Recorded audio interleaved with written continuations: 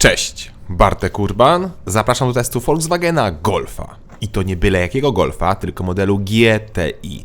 Czyli można powiedzieć, że protoplasty segmentu hot hatchy, czyli szybkich kompaktów. Chociaż co ciekawe, Golf GTI to nie był pierwszy taki samochód na rynku, bowiem pierwsza generacja Golfa GTI przypadła na 1975 rok, a przecież w 1963 pojawił się Mini Cooper S, a w 1971 było auto Bianchi A112 Abarth, albo w 1974 była Simca 1100 Ti. Jednak to Golfem okrzyknięto pierwszego hot hatcha, ponieważ poza większą mocą, czy pakietem stylistycznym, był też nadal bardzo praktyczny i przede wszystkim w miarę przystępny cenowo. Dziś mamy 2025 rok i już 8. generację Golfa GTI, a nawet można powiedzieć, że 8,5, ponieważ Golf, którego prezentuję, to odmiana paliftowa, tak zwane 8,5. Względem 8 GTI zmiany są oczywiście delikatne. Nieco inne zderzaki, nieco inne sygnatury świetne i w zasadzie to niemal wszystko. A nie, przepraszam, ma też oczywiście to, czyli świecący znaczek Volkswagena z przodu. I od razu dodam, że nie da się tego wyłączyć i to jest w każdym Golfie GTI. Ba, to jest w każdym usportowionym Golfie, czyli GTI, GTI Club Sport GTE, RC oraz RC Black Edition. Każda z tych wersji ma to w podstawie, ale to nie jest wyróżnik tylko sportowych odmian, bo do zwykłego Golfa można to dobrać, bo to jest w opcji. A i w opcji możemy też mieć świetne, w pełni LEDowe matrycowe światła, które nie dość, że świetnie świecą, to dodatkowo mają do wyboru z tyłu 3 sygnatury świetne. Zgadza się, kompletnie zbędny bajer, ale jest. To, co lubię za to w Golfie GTI, to światła przeciwmgielne z przodu, które mają wzór szachownicy i świetnie się prezentują. Dobra, ale dosyć o wyglądzie. Jaki jest Golf, każdy widzi. Dla mnie wygląda on naprawdę dobrze, lepiej niż przed liftem, jakoś tak mniej smutno, jest nieco bardziej rasowy i sportowy, no ale oczywiście to jest kwestia gustu. Ważniejsze jest to, co się zmieniło pod maską. A tu, niestety, nadal nie ma siłowników, które przecież w 7. generacji były. Niestety, ale 8, jak i 8,5 nadal tego nie mają. Dziwne oszczędności. No ale na szczęście, pod maską jest nadal 4-cylindrowy silnik turbo, 2 litry, który ma teraz 265 koni, czyli o 20 koni więcej.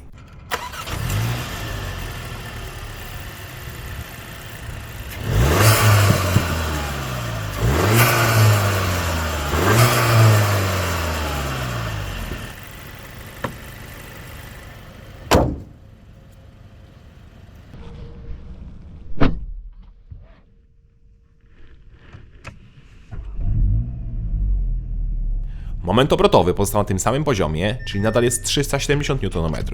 Zmieniły się za to osiągi, bo przed liftem było 6,3 sekundy, a teraz jest 5,9 sekundy do pierwszej setki. No i zmieniła się skrzynia, a raczej wybór skrzyni biegów, bo teraz już żadna sportowa odmiana Golfa nie ma manuala. Zostało już tylko DSG, czyli dwusprzęgłowy automat. Pora więc na pomiar.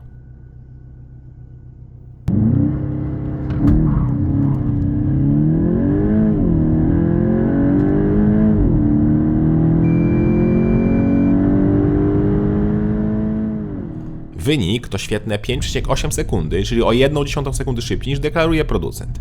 A mówię świetne, bo warunki były naprawdę ciężkie, było ślisko i wilgotno, a auto świetnie sobie z tym poradziło.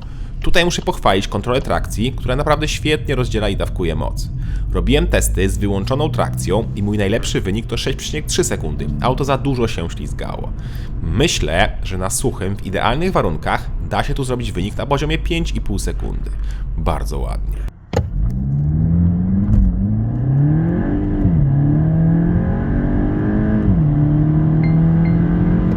Robiłem też pomiar w najwolniejszym trybie i bez procedury startu, wtedy wynik to 6,6 sekundy. Też chyba nieźle. A, i oczywiście wykrywanie znaków działa źle i tutaj na drodze szybkiego ruchu wykrywało mi 20 na godzinę. Dobra, czyli z miejsca Golf jest szybki. A jak jest z elastycznością i przyspieszeniem z rolki?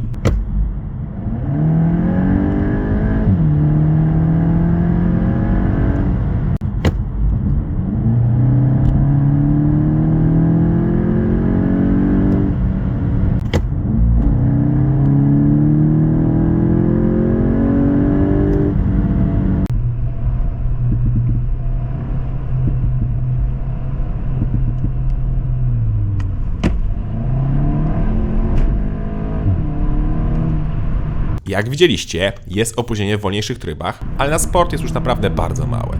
No i Golf naprawdę nieźle się zbiera. Czas od 50 do 150 to 8,5 sekundy, a czas 100-200 to około 15 sekund. Bardzo szybkie 265 koni i to pewnie z potencjałem, bo jak wiemy, te silniki bardzo lubią modyfikacje. I te silniki potrafią brzmieć, a raczej układ wdechowy. Więc posłuchajmy, jak gada najnowszy Golf GTI Anno Domini 2025.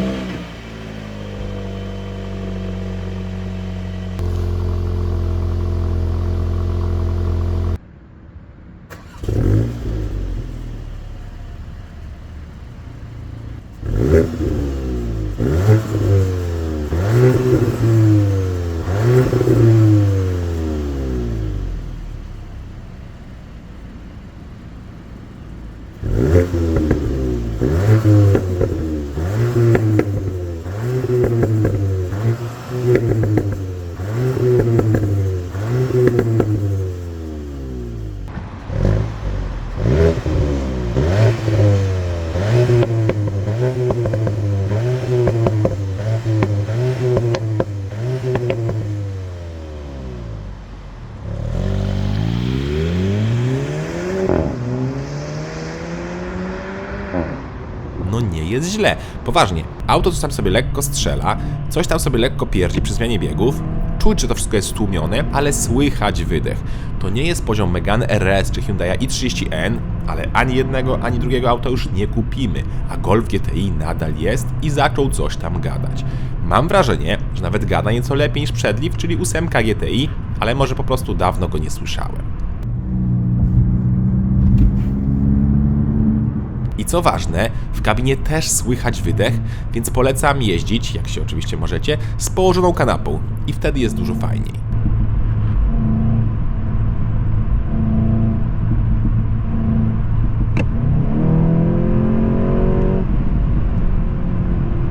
Niestety, w kabinie jest syntezator dźwięków w trybie Sport, ale na szczęście można sobie skonfigurować tryb indywidualny, gdzie można wyłączyć to dziadostwo.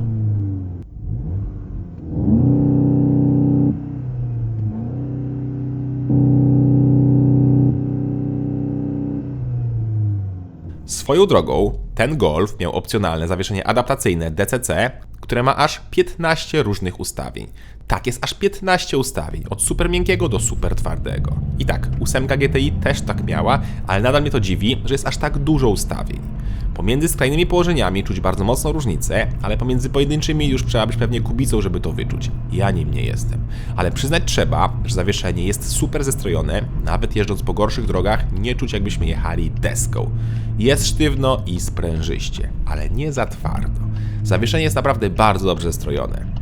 Auto też dobrze jeździ, ale brakowało mi szpery. To znaczy, auto ma szperę i to pomimo, iż w polskim cenniku jest informacja, że takowej ani wersja GTI, ani jeszcze mocniejsza Club Sport nie mają. Ale spokojnie, obie odmiany mają XDS+, czyli blokada mechanizmu różnicowego z przodu, ale sterowana elektronicznie. Elektronicznie, czyli za pomocą kontroli trakcji, delikatnie spowalniane jest koło wewnętrzne, aby dać więcej mocy na zewnętrzne. W teorii super, ale w praktyce, moim zdaniem, szpera mechaniczna działa lepiej. Tutaj miałem wrażenie, że Golf jest jednak nieco podsterowny na zakrętach, a dodatkowo kilkukrotnie trafiłem też na wheel hop, czyli skaczące koło przy agresywnych startach. Fakt, że jeździłem w bardzo słabych warunkach jak na takie auto, no ale czegoś mi tutaj brakowało. I tym czymś też był zwykły ręczny, bo teraz jest już tylko elektryczny, ale tak już też w 8 GTI było. W ogóle, jeśli szukacie w Golfie GTI emocji, to ich tutaj nie znajdziecie.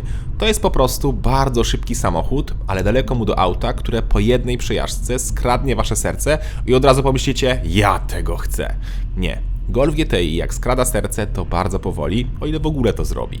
Jest szybki, jest precyzyjny, dobrze brzmi, ale jest po prostu super poprawny, żeby nie powiedzieć czasami nawet i nudny. Ale taki też Golf GTI zawsze był, czyli zachował swoje poprzednie cechy. Nadal jest autem i do zabawy na torze, i na wycieczkę.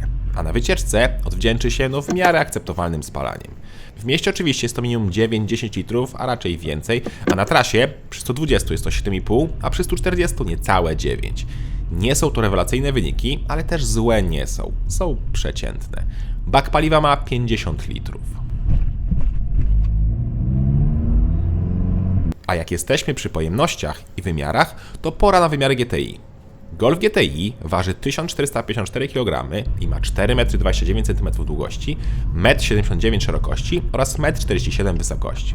Rozstaw osi to 2,62 cm, a kąt natarcia to 12 stopni. Zejścia 13, a rampowy 10. Zgadza się. Producent podaje kąty terenowe dla Golfa GTI. Fajnie, chociaż szkoda, że nie widzę na przykład nigdzie informacji o prześwicie. Wolałbym to niż o tych kątach. Jest za to info o bagażniku. I kufer nadal otwieramy za pomocą przycisku ukrytego w logo Volkswagena, co ja akurat uważam za fajny akcent. Bagażnik ma pojemność 374 litry, czyli dość skromna wielkość, ale nie ma tragedii.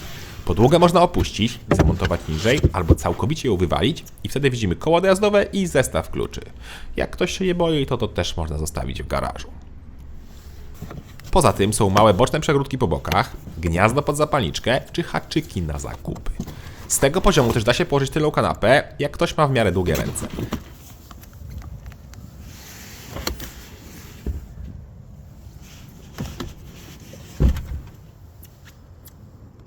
Skakujemy więc na tył, gdzie jak widzicie mieszczę się, a przypominam, mam 186 cm wzrostu. Zarówno na nogi, jak i na głowę mam trochę wolnej przestrzeni. Do dyspozycji mamy podłokietnik z miejscami na napoje, oddzielne wiewy, złącza czy gazetowniki. I takie małe miejsca na górze i być może na telefon. I w opcji jest też szyberdach, chociaż on to bardziej jest nad przednimi fotelami.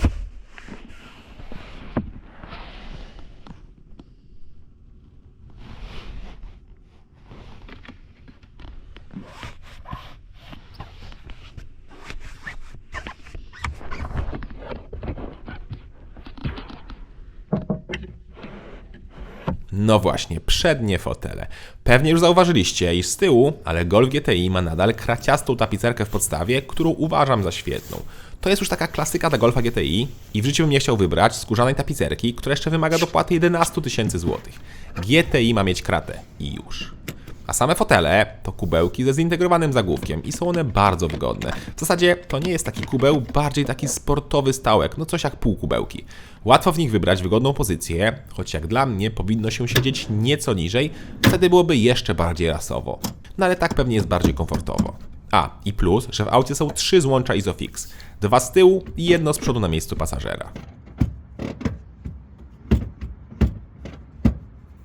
Dobra, to pora na deskę rozdzielczą. No i tutaj niestety od razu atakuje nas przeogromny ekran o przekątnej niemal 13 cali. No wygląda to po prostu źle, bo ekran jest po prostu za duży i dodatkowo, tak po prostu, przyklejony do deski, a nie zabudowany. To jest największy minus tego wnętrza. Sam system jest w miarę intuicyjny, aczkolwiek nadal ma on dziwne zachowania. Czasami na przykład ma lekkie przycięcia, ale to naprawdę już rzadkie i małe.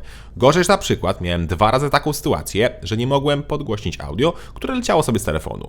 Miałem też awarię systemu SOS i to tak nagle podczas jazdy strzeliło błędem bum i po jakichś 15 minutach bum zniknęło.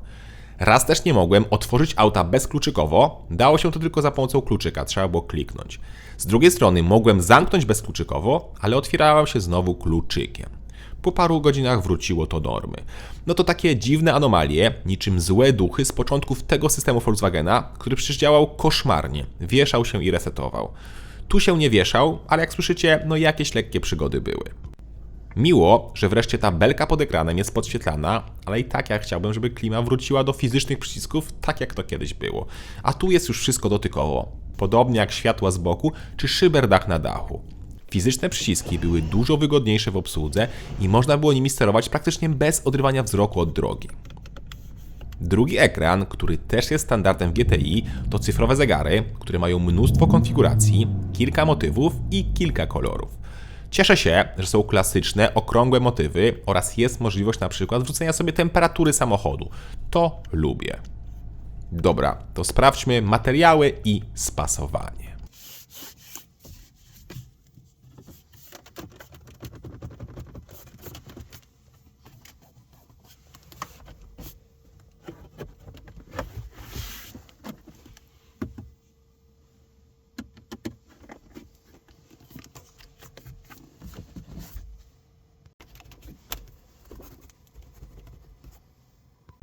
No tak średnio bym powiedział. Ekran skrzypi jak się nim rusza, plastiki są twarde i jest sporo porysowanego już piano black na środku. Tyle dobrego, że podczas jazdy jest cisza, nic nie skrzypi, nic nie stuka. No ale spodziewałem się nieco lepszej jakości plastików po Volkswagenie. No dobra, to jeszcze schowki, a potem pogadamy o cenie i konkurencji.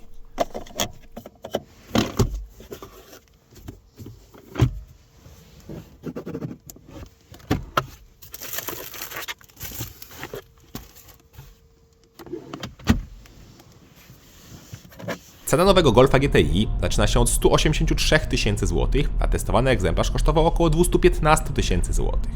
I co ciekawe, jak widzicie, nie opłaca się kupować zwykłego Golfa GTI, bo w cenniku za 4300 zł więcej możemy kupić Golfa GTI Club Sport, który jest pewnie dużo lepszy pod niemal każdym względem. Ma on 300 koni, czyli jest mocniejszy i jest szybszy, ma większe hamulce, czyli lepiej hamuje i pewnie też lepiej się prowadzi.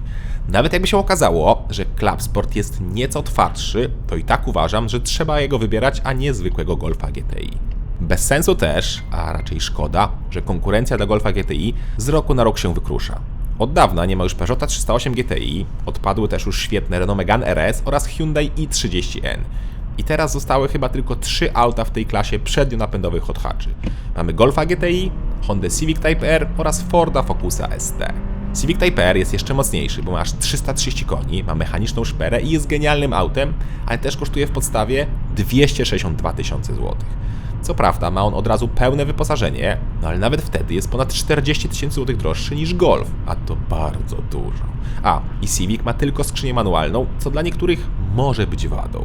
Dlatego lepszym konkurentem jest Ford Focus ST, który ma silnik 2.3, też rzędową 4 turbo, ale 280 koni i kosztuje w podstawie 167 tysięcy złotych z manualem lub 177 z automatem. Czyli jest nieco tańszy, mocniejszy i szybszy niż Golf GTI. Oczywiście przy założeniu, że faktycznie ma tą deklarowaną moc, bo jak wiemy w zeszłym roku była afera z Focusami ST, które nie trzymały mocy. A szkoda, bo zarówno Focus, jak i Civic prowadzą się lepiej oraz dają dużo więcej frajdy niż Golf. A Golf GTI to po prostu Golf GTI. Jest ładny, jest szybki, jest wygodny, jest przestronny i jest drogi. Czyli niemal tak jaki powinien być hot hatch w założeniach, poza oczywiście ceną. Odmiana GTI ma też oczywiście wady zwykłego Golfa, jak ten wielki telewizor w kabinie, tabletowa obsługa czy słabsze materiały, ale pod względem prowadzenia, osiągów i ku mojemu zdziwieniu brzmienia, to jest typowy Golf GTI, czyli nie znajdziesz tutaj niesamowitych emocji, ale znajdziesz bardzo szybkiego hatchbacka. Cześć!